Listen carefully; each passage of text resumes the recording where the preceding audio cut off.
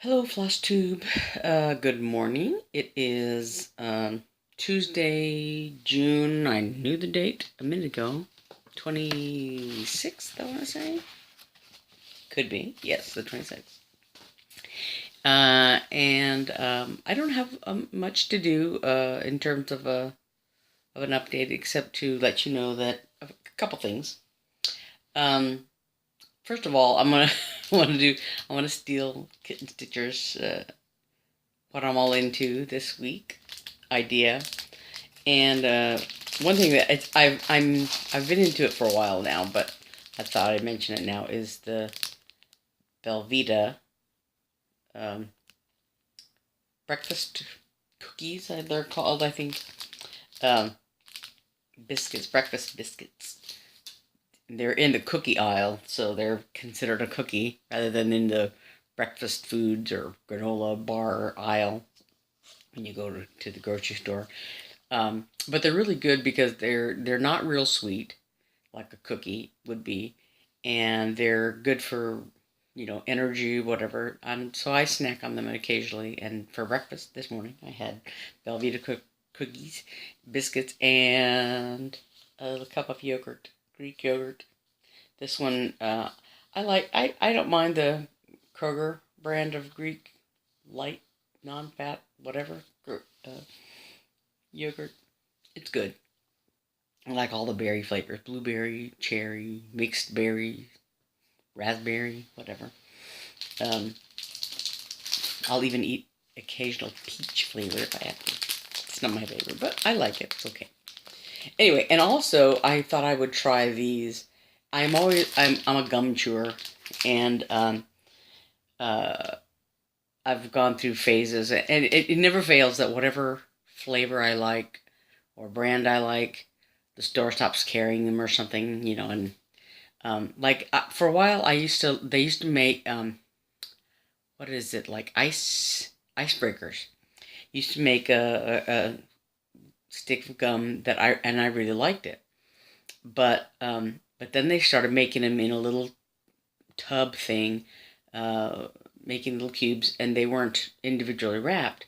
So when you're finished chewing the piece of gum, you have to be by a trash can of some kind or have a napkin or something to put the gum in, or else, it's just a piece of gum and you have to spit it into a trash can or whatever. And so I'd rather have a wrapper to put the piece of used gum in, and especially if I'm like, at church or somewhere where I don't have a trash can handy necessarily, and I want to get the gum out of my mouth. Um, anyway, so I've gone through a few different flavors. I said, well, I like this, I don't like that, whatever. But I was at the store yesterday and I saw this juicy fruit starburst flavors, watermelon, which I'm not crazy about, strawberry, which I'm not crazy about, fruit punch, which is okay. But so I'm gonna try these and see if there's one there that I like. Right now, I have a couple different uh, flavors, but one that I'm trying that I found it, I think at Target. These very nice clerks were looking for me to try to help me find something I liked, and this is oh, I don't have the other half of the wrapper, but it's like this one is dragon fruit lychee, something like that, which is a kind of an exotic flavor I'd never heard of or seen or anywhere else. But it's good. And then also, Kitchen Stitcher mentioned in her little cheap and cheerful segment, she was talking about. Uh, I think it was during that segment she was talking about small businesses, and uh, I don't get out much here, so I don't know my way around town very well, so I don't know very many um, small businesses here. But there's one place called Palettas Betty, and I shared a picture of it. Hold on 1 second. Um, I've never taken a picture in the store, but I have a picture of, they have these little stickers on their wrappers, me get this closer. A little less glare. There. Paletas Betty. They make like ice pops, fruit pops. They make different flavors.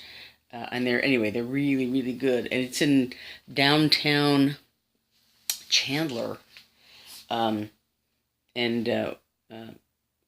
when we're in the neighborhood over there, if we have time, it's fun to stop there and have a really good ice pop. Anyway, that's here in Chandler. When I lived in Little Rock, Arkansas, there was a place called the Painted Pig. And over the years, I was into cross stitch when I first moved out there.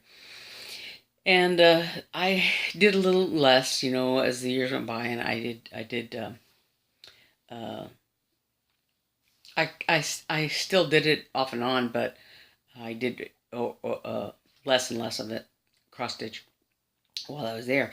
But I started going to the Painted Pig, which is a paint your own pottery place, and there are a couple here in the Phoenix area, in Chandler.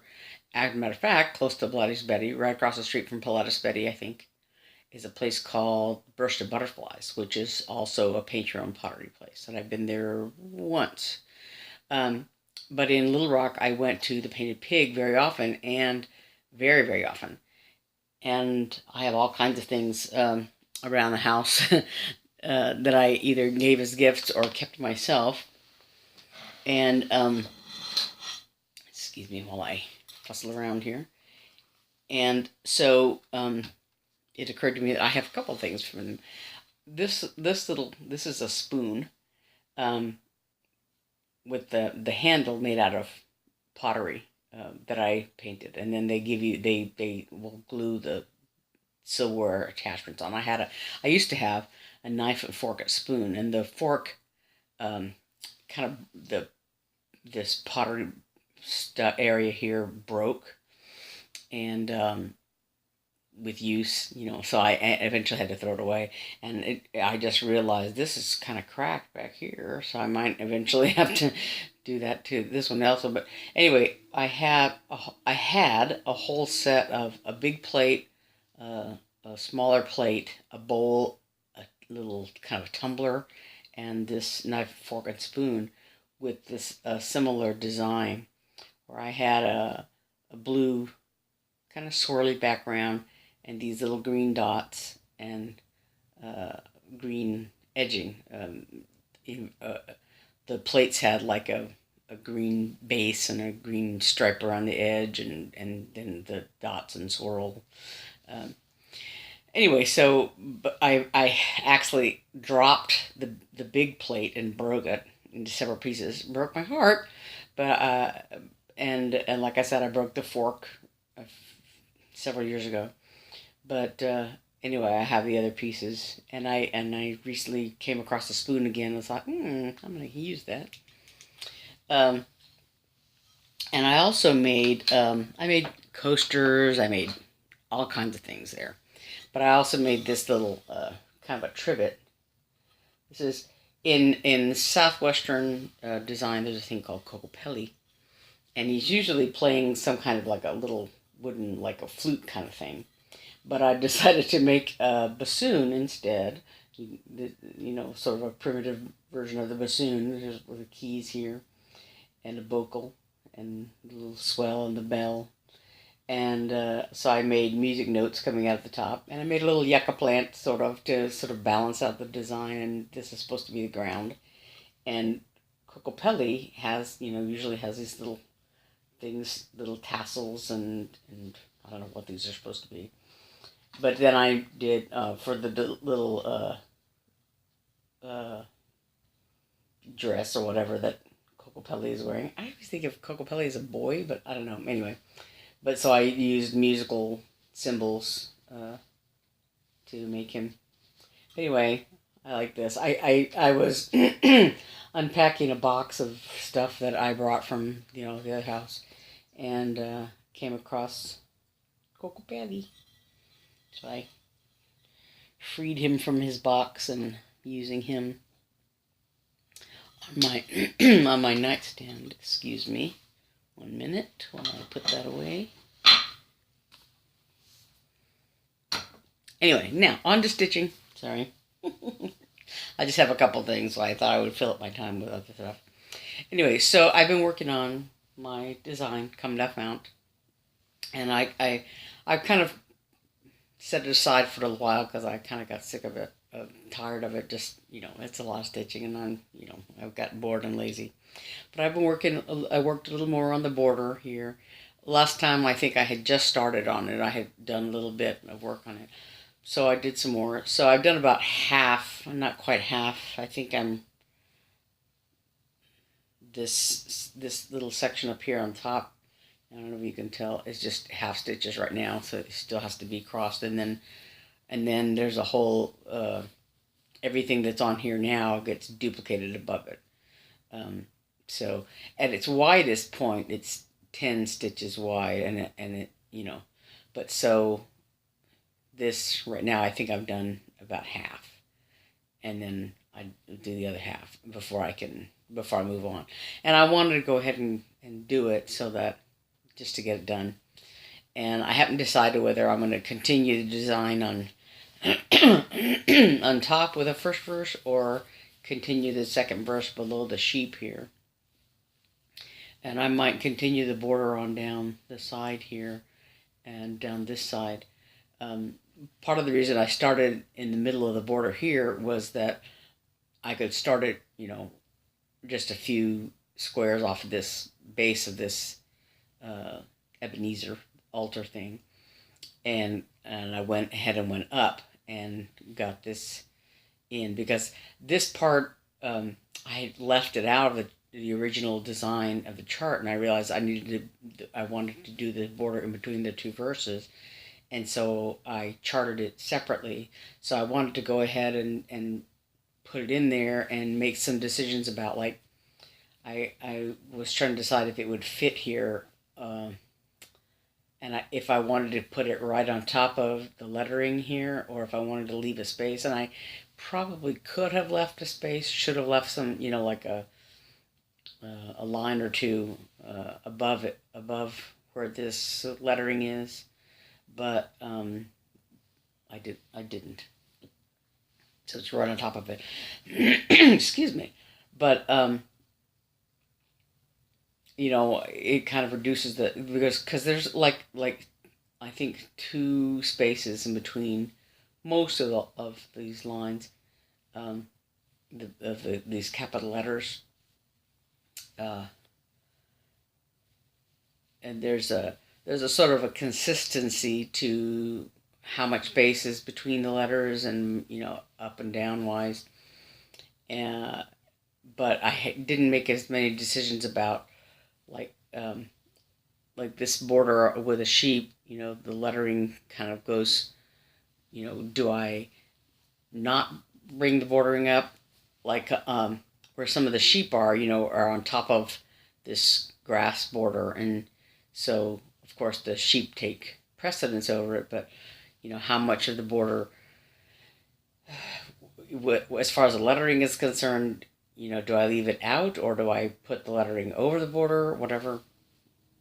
So, in this case, I don't know if you can tell there, that the lettering goes over the border, on top of the border.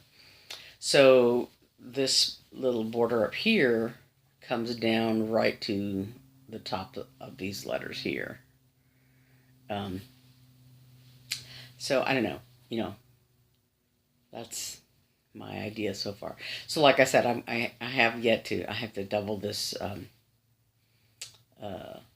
blue. I have to double it in the opposite direction above here to finish it. There, to finish it. Anyway, and then I may do more of this border down here. I haven't decided yet what my next step is going to be on that. But see, this is where I charted out that border design, and I was going to do just the upper and lower lines, but I decided to go ahead and fill it in, and that's why. And like I said, I said in my Friday After Grid post, it's my own fault for making it tedious, because it's my design. I could leave that out if I wanted to or whatever, but I decided to put it in. So it's my fault if it gets tedious. Yeah, it's on me. Anyway, so to alleviate my boredom, and I alluded to this on Friday After Grid also on the Facebook page. It's where I usually post updates and stuff. Um, but I mentioned that I held off as long as I could, and I couldn't hold off any longer. And and like I said before, on the Facebook group, I realized that I sort of seem to anticipate new starts. Like this design for Come Thou Fount, I started it just before, about maybe a week or so before the high tea start for May. So I could have held off and decided, oh, that's what I'm going to start for high tea at the end of May. And I started it a few days early. And so by the same token, the June high tea start was this past Sunday. And I had given in to temptation and started my little mouse design a couple days early. Sometime after the 17th, which is last Sunday, or well, the Sunday before the high tea start, I went ahead and started the mouse design. I couldn't stand it. It was too cute, and I was bored with all that water that I was doing on my design. So I started the mouse, and I've done some work since then. I've been working on the mouse unapologetically, sort of. But anyway, so like I said, I had this blue even weave that I bought at Hobby Lobby, and I went ahead and started. I started with the letters he gathers. So he gathers up the, I'm gonna say, ripest fruit. These are berries. I did these 3 berries because this one was close to the S, and it was easier to count. And then this berry that he's holding, this little mouse hand in his basket. And this berry there and a berry there. And right now, this is his little arm. And these are overalls. I'm working on his overalls right now. I don't have a needle minder for this little guy. I have to make more.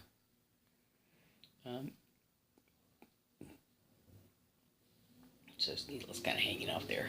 I don't want to lose it. But, so yeah, not only did I start, but I got pretty far, considering. And this is the original calls for Gentle Arch threads, and I did a conversion. And I mentioned in my previous video that one of the Gentle Arch colors was not listed in the conversion. So I just chose a color, and that I haven't done the vine yet.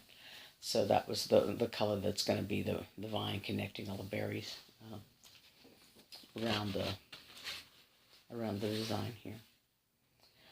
So yeah, I started in the middle with this he gathers, and I have up and I just didn't finish it because I would have had to move the hoop. So I did the basket and the berries here, closest berries, and I'm working on his little overalls right now. And then I'll finish. I did one arm, and I'll finish the mouse, the rest of the arm, and his little feet and ear. Oh, so cute! He's so cute. Excuse me, I don't know why I keep my throat. But so that's where I am with this mouse. He's very cute. And one thing I realized when I was picking the floss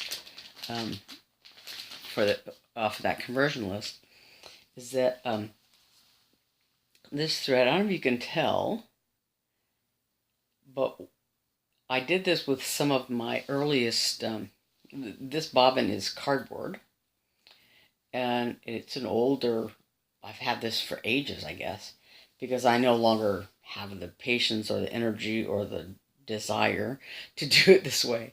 But when I was bobbinating early on, what I did was I would take the entire skein and pull an individual thread from the entire skein all the way its whole length, wrap that around the bobbin, and then do another one. So it's already divided up by, individual threads, and each giant long skein piece is bobbinated by itself. So yeah, that was like too tiring. Too yeah, I stopped doing that. And it's probably, I don't know if it's necessarily good for the thread either. I don't know, but it's pre-divided for me. Um, anyway, so I think that's all I have to. On Sunday I didn't really do much. I don't think I did any stitching. I was kind of tired. We went out to eat after church, and then I spent a large part of the afternoon going through my stash, putting some things away, and all the stuff that I did for Mania. I went ahead and put it away, and uh, so that was kind of exhausting. And I think I was thinking I need to think of maybe a better idea for keeping all my patterns and stuff, because I have them all in a sort of a plastic box that's designed to be like to put files in or something, like a bill, to put your bills in or whatever. And I had noticed that one side of it has, like, those metal hanging file bars in it, and on one side, the plastic that holds the metal hanging file bar in place had cracked, and the metal bar, instead of hanging vertically the way it's supposed to, was kind of hanging sideways. And so the hanging files that are in there are very heavy. One of them has a few magazines, some magazines in it, and so each individual hanging folder is kind of heavy. And I have more stuff than I have room for in the hanging folders. So I took the metal hanging folders out, metal bars out, and just put the folders, in the bottom of the box. And I still, I had to kind of stuff everything in there. And so I might have to go through and see if I have something that'll hold all my stash. I'll have to see. I think I don't even have I don't even have my fabrics in there. I have my fabric separately, just in a bag, in a tote bag that I have. I didn't even try to put that in there because it wouldn't fit if I did put it in there. And so, yeah, and I have another bag that has all my sort of some finishing stuff in it that I bought recently. And so I just need a better storage system for it all, I think. Anyway, I think that's about it.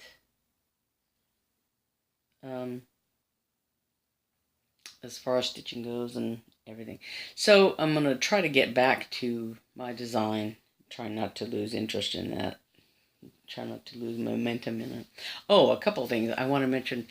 A big thank you to Mary Rose of Stitchblisscorner for giving me a shout out on her latest video a few days ago. And also to see if I can say her name right, Stitchway. I think that's how I think that's right. For her mention of me as well, my design as well, and to, I believe it's Sharon Metcalf and one other person that gave me some nice compliments on my design on the Friday Off the Grid Facebook page. So thanks to all of you for liking my design and to Mary Rose for giving me a very nice compliment and talking about my situation. And in relation to that, I for a couple of years now, I had my surgery, my brain surgery, back in 2016, almost exactly a year ago. As a matter of fact, I was still in the hospital at this point, 2 years ago. But I went from a very full, very active life. I was in the orchestra. I had students. I had a day job. I had my own apartment, of course, and my own car and everything else. When I lived in Little Rock, to when I moved here, I had my own place, but I was still looking for a job. But I was working. I worked full time for a little while. I had a temp job with the city of Phoenix, and I was looking for a permanent job and all that when I had my little health crisis. And then I went from 100 miles an hour to zero, basically, because when I first got out of the hospital, I walked with a walker, and you know, I had therapy and all that kind of stuff. So now, I've gained some strength since then. I can walk uh, uh, for long periods, unassisted or whatever. But uh, so of course, I still have some weakness on my right side, and but I'm much more independent. I can do more things than I used to be able to do, and and I've been unable to drive for the past couple of years. Um, the doctor felt it wasn't safe, and sorry, I heard something falling. I thought, but anyway, um, but my sister had told me about uh, an organization called Driving to Independence. My nephew, her son, had brain surgery when he was a child, when he was not quite 2 years old. Um, and he'll be 21 this summer, the end of the summer, and he's wanting to drive and all that. But it's an unknown factor for him. He had much more serious brain surgery than I had. He had what's called a hemispherectomy, which means they took out basically half of his brain. He still has his occipital lobe on the left side, um, but the rest of his brain they had to take out because he had a seizure disorder and was not responding to medication. Anyway, but so he hasn't had a seizure since he was an infant, since he had that surgery. But it's also an unknown factor whether or not he can drive, because he doesn't have the use of he has a great deal of paralysis on the right side of his body, and so he would have to have like an especially adapted car and all that kind of thing, and then also just his ability. It's an unknown factor whether or not he can see well enough to drive or whatever, or if he would have to have certain kind of restrictions on his license and that sort of thing. So anyway, they've been looking into that, driving to independence, and my sister recommended to me that that might be something, because one of the things they also do, in addition to assessing people with disabilities like my nephew, they also do assessments for people who have had uh, medical changes, like I have. So while my nephew has never had a driver's license and would have to be assessed from that point of view, I still have my license. I just haven't used it for the last couple of years. So in my case, if I would, they would assess whether or not I can still drive, whether or not I still have the ability to drive, my ability to handle the car, whether or not I can see well enough, because I did have, after surgery, I had some, I think it's called nystagmus, where your eyes go like this a little bit, and I think I still have that. I think when I look to the extreme right or left, um, especially to the right, I think. And if would I be able to see well enough to drive? Would my right side be able to react well enough? Because the gas pedal and the brake, you do with your right foot. And I don't know. And then if I were to get into an accident, how much of a liability would that be? And, how much of a factor would that be? So anyway, that's, I'm I'm thinking in my very slow, very deliberate way of looking into that to see that assessment, um, to see whether or not I could do that, and then I would have to, like, cross the bridge of, like, having to pay for my insurance again and that sort of thing. Right now, since my other nephew, my older sister's son, has been using my car, because he doesn't have a car since he it's a long story. He but but he's been using my car since he needed a car and I didn't need mine at the time. And so he's paying for the insurance, basically, for that car.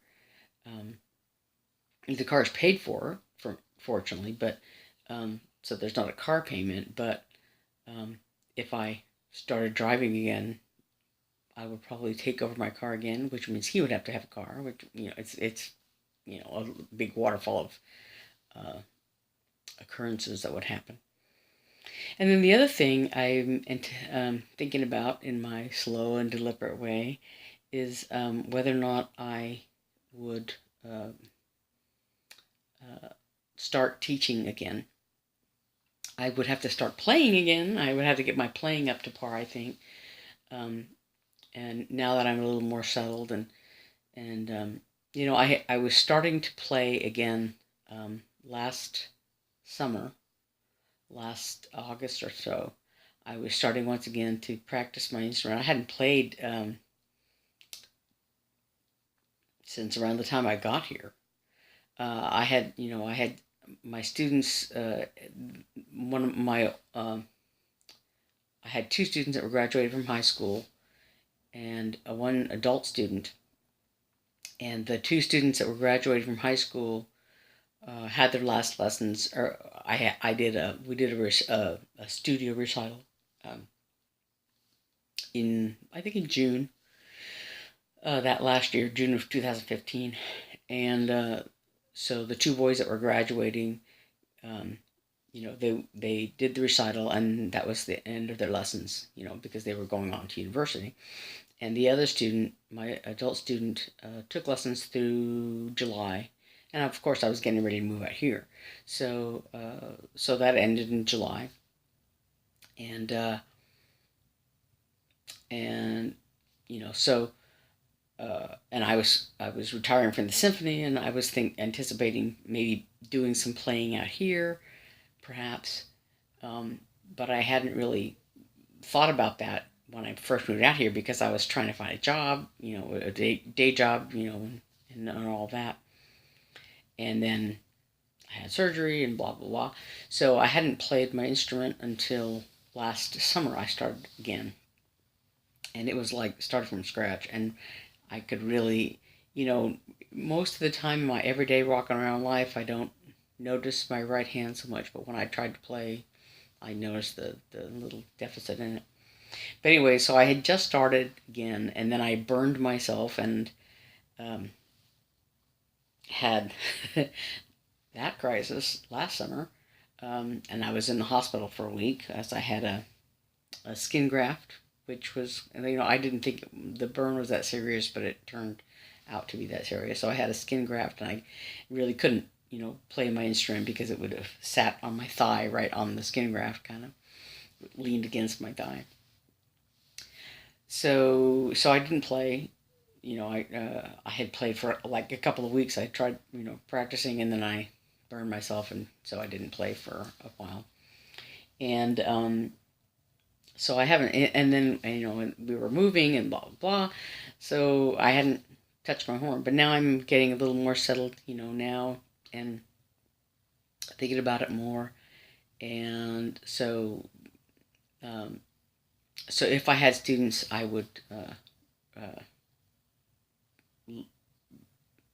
try to do that again. So I'm trying. I'm thinking about it all. I'm I'm very deliberate. I'm not the kind of person you want to take to a restaurant. I'm very deliberate in trying to decide things. It takes me a long time to decide, what I want to wear, sometimes. So, and at restaurants, I think, do I want a hamburger? Do I want a salad? Do I want pasta? And the more choices I have, the harder it is for me to decide. If I go to a hamburger place and there's just a few hamburgers to choose from, it's easier. Uh, but if there's like a Reuben sandwich and a Caesar salad and a hamburger and pancakes or something like that, like this, the more choices there are, the harder it is for me to decide what I'm in the mood for. So, so all decisions, I have to say, well, here's the pros and here's the cons, and I decide what I want to do.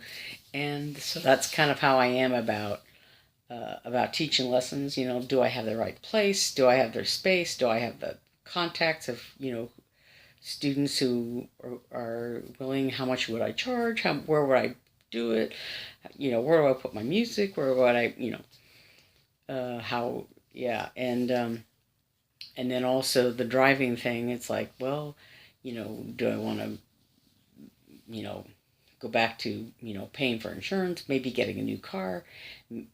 How would I how would we all park?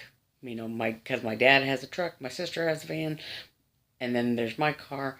And if my nephew had to get another car, we all live in a house, and we have a small driveway, a small garage, and an HOA that says don't park in the street. So it's that's a factor, the parking and all that.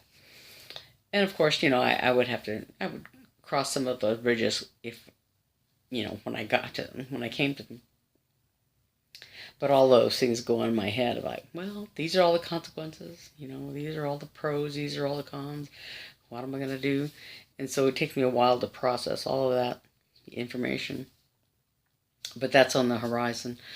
So those are the things I'm hoping for: a little more independence, a little more whatever. And if I do take on more students, then I have more income for such things, and for stitching too. I can put more things, buy more things, whatever. That's a good and a bad thing. But anyway, so that's what my future is looking like right now. Um, the the the independence, the students, the driving, the whatever, and anyway, and I have right now I have a lot of time for stitching. And so, and I would have less time if I were, teaching. Maybe I would have less time, but I would have more money, and I could get more stuff, you know. So anyway, things are the way they are. So I have some decisions to make soon, I guess. I don't want to put it off indefinitely, because then I won't decide if I, put it off forever. So I want to move forward. Um, so I'll let you know how things go, perhaps.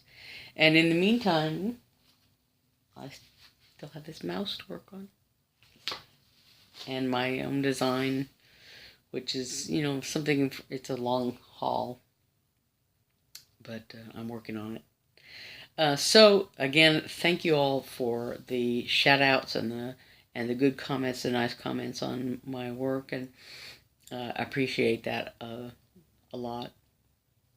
And I think that's it.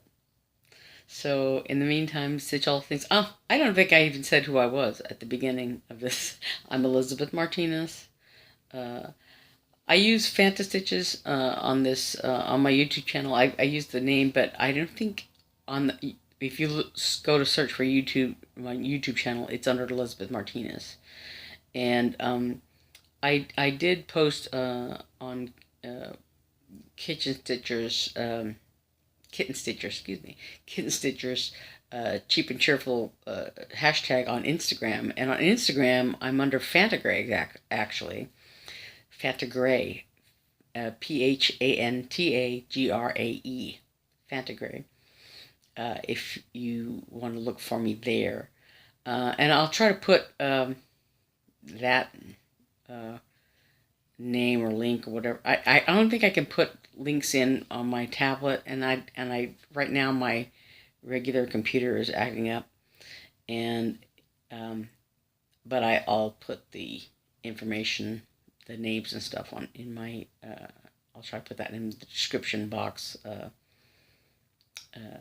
But really on Instagram, I really haven't. I don't think I've even posted much on there at all recently. Just because I don't think about it. I'm mostly on Friday Off the Grid on the Facebook page if you're looking for me, and there I'm under Elizabeth Martinez. So anyway, that's who I am. That's where I am. That's what I do. And in the meantime, be happy and stitch all the things. Thanks. Bye-bye.